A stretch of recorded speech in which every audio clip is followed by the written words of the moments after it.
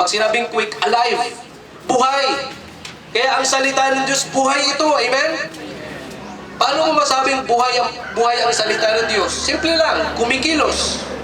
Di ba ang isang taong buhay, anong ginagawa niyan? Kumikilos. Ang patay, hindi nakikilos yan. Di ba? Kung makapunta kayo sa sementeryo, kausapin niyo yung patay, hindi na ano yan. Ni katok sa nicho, hindi na ano yan. Tama, patay na yan eh. Pero ang salita ng Diyos, pero ang taong buhay, kikilos yan. Tama? Ganon din sa salita ng Diyos. Ang salita ng Diyos ay buhay. Bakit? Kumikilos ito. Paano kumikilos, pastor? Tingin ka sa sarili mo. Hindi ba dahan-dahan nababago yung buhay mo? Amen? Bakit? Yan ang pagkilos ng salita ng Diyos. Buhay ang salita ng Diyos at kumikilos ito sa bawat isa sa atin. Ngayon, ano pa sabi? Ano pa sabi? Wala na. The Word of God is quick and powerful. Nasabi? And is, piercing. For the Word of God is quick and powerful. Piercing, and sharper pala, and sharper than any two-edged sword. Sharper. Mas matalim pa. Saan? Sa dalawang talim ng taba. Sabi dyan, piercing. Ano yung piercing? Ano yung piercing? Ano yung piercing? Parang ear piercing. Ano yung ear piercing? Pagbubutas ng tenga. Piercing, ibig sabihin tumutusok. Kaya ang salita ng Diyos, tumutusok ito sa atin. Kaya pansinin nyo, kapag kayo nakapakinig ng preaching, para kayong natutusok, para kayong pag tinamaan kayo, nasasaktan kayo. At pag nakaramdam ka na nasaktan ka dahil tinamaan ka, that's good. Amen? Ang mahirap ganito. Pag tinamaan ka at nasaktan ka, ang mahirap ganito. Yung parang wala ka ng pakiramdam. Yun ang mahirap doon. Kahit anong banat ni pastor, kahit anong sigaw ni pastor, parang wala na lang sa'yo. Yun ang delikado. Amen? Amen ba? Yun ang delikado. Kaya pag tinamaan ka ng salita ng Diyos, piliin mo na magbago. Hindi yung tinamaan ka ngayon, bukas makalawa, ganun at ganun pa rin. Bukas makalawa, ganun at ganun pa rin ang buhay. Hindi. Kung saan ka tinamaan ng salita ng Diyos, doon mo piliin na baguhin. Amen? Amen ba? Amen ba? Di ba? Pag tinamaan ka, halimbawa, tinamaan ka sa hindi ka na nanalangin, kung tinamaan ka sa, tinamaan ako, kasi sabi ni pastor, laging manalangin, ako, hindi ako nagpipray. So, kung doon ka tinamaan, baguhin mo, amen? Ibig sabihin, pag uwi mo, mag-pray ka na lagi. Mag-pray ka na lagi. Kung saan ka tinamaan, yun ang baguhin mo. Ang mahirap sa Kristiyano, alam nyo kung bakit hindi lumalago? Kasi kung saan siya tinamaan, bukas makalawa, hindi pa rin niya binabago. Amen? Halimbawa, ito mga young people, yung mobile games na naman, no? Mobile games, ayon sa gusto nyo, hindi mawawala sa preaching natin yan kasi diyan talamak ang mga kabataan ngayon. Mobile games, ano ba yung mga laro sa mobile games? Ano yung mga laro doon? ML. Tingnan nyo yung ML. Anong mga characters sa ML? May mga sungay, may mga monsters, Diablo. Mga characters. Tapos tayo, tinatangkilig natin yan. Hindi tama. Amen? May mali. Ang dami nga yung mga laro na yung mga characters sa Diablo. Tama? Tapos nilalaro natin, tinatangkilig natin. Tapos, ngayon, nag-preach ako about dyan. So, what's your step? Ano ang next na hakbang gagawin mo? Pag uwi nyo sa bahay, ipagpapatuloy mo pa rin ba? So, ganun yan.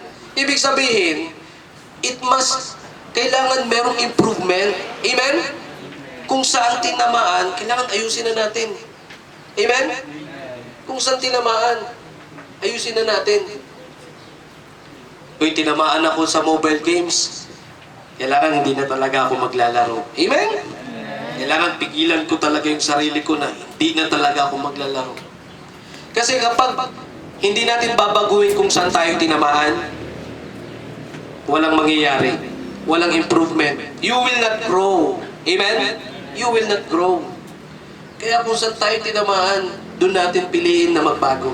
Kaya tingnan nyo, kapag kayo nagpakumbaba at pinili nyong magbago, dahan-dahan, magugulat ka na lang, mas napapalapit ka sa Panginoon. Amen? Mas nagiging banal ang iyong buhay. Hindi lang naman mobile games, maraming uri ng kasalanan. Yung pagbabasa ng Biblia, I believe na marami sa atin ang hindi nakakapagbasa ng Biblia. Kung tinamaan ka dyan, baguhin mo na. Kailangan sipagan ko lang magbasa ng Biblia. Amen? Amen? No. Hindi tayo yung pag nagsimba ka, tinamaan, pag uwi, wala lang. Hindi tayo ganun. Kailangan pag tinamaan ka, isa puso mo, pag uwi ng bahay, sikapin mo na magawa. Amen? Prayer, pagbabasa ng Biblia, pananalangin. We need to read the Word of God. Kailangan nating matuto ng salita ng Diyos. Kailangan nating magbasa ng Biblia. Sabi the Word of God is quick and powerful. Amen? At ano pa sabi? Tingnan nyo sa verse. Balik na tayo sa Colossians. Colossians. Ganyan katindi pag tinamaan tayo ng salita ng Diyos. Pero salamat sa Panginoon, no? Pag tinanggap mo talaga yung salita ng Diyos, na bukal sa iyong puso at in-apply mo, talagang babaguhin ka ng Panginoon. Colossians chapter 3, tama ba? Sinabi ko kanina?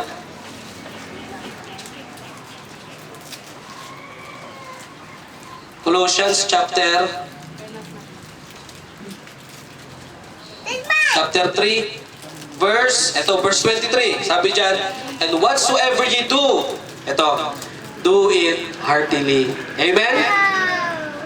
Pag tinamaan ka na ng salita ng Diyos, isa puso mo na yan. And then you do it heartily. Amen? You do it heartily. Kaya tingnan nyo, hindi tayo yung basta-basta simba lang.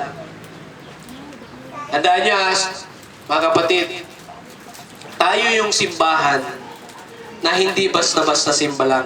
Maraming simbahan ngayon maraming tao ngayon na basta makasimba lang, okay na, di ba? Dati, ang isip natin, nung iba pa ang simbahan natin dati, di ba? Ang mindset natin dati, basta makapasok lang ako sa simbahan, makaupo lang, makakinig lang kay Father, makabati lang ng peace be with you, tapos makapila, tapos may ostya. Tapos pag uwi ng bahay, akala mo yun na yun. Akala mo naglingkod ka na sa Panginoon. Hindi ganun ang tunay na paglilingkod sa Panginoon. Amen? Ang tunay na paglilingkod sa Panginoon, kung ano yung natutunan mo sa church, paglabas mo, i-apply mo. Amen? Tayo, tandaan nyo tayo yung simbahan na hindi, tayo yung mga Kristiyano, tayo yung mga tao na hindi lang labas-pasok sa simbahan. Tayo yung mga tao na paglabas ng simbahan, ina-apply kung ano yung natutunan. Amen? Kaya tignan nyo, may mga simbahan, may mga tao na pag nagsimba sila, ganun at ganun pa rin. Ilang taon na silang sisimba, pero labas-pasok sa simbahan, ganun at ganun pa rin ang buhay. Bakit? Kasi hindi ini-impose sa simbahan na dapat i-apply kung ano yung natutunan sa church. Amen? Kung ano yung natutunan. Kaya dito mga kapatid, every one of us must learn the Word of God. And every one of us must apply the Word of God. Amen? Useless ang pagsisimba natin kung hindi natin i-apply ang salita ng Diyos.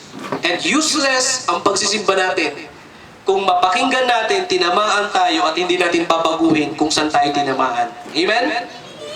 Ganyan katindi ang salita ng Diyos. Pero pag tinanggap mo, nagpakumbaba ka, dahan-dahan kang babaguhin ang salita ng Diyos. What we need to do? Ano sabi?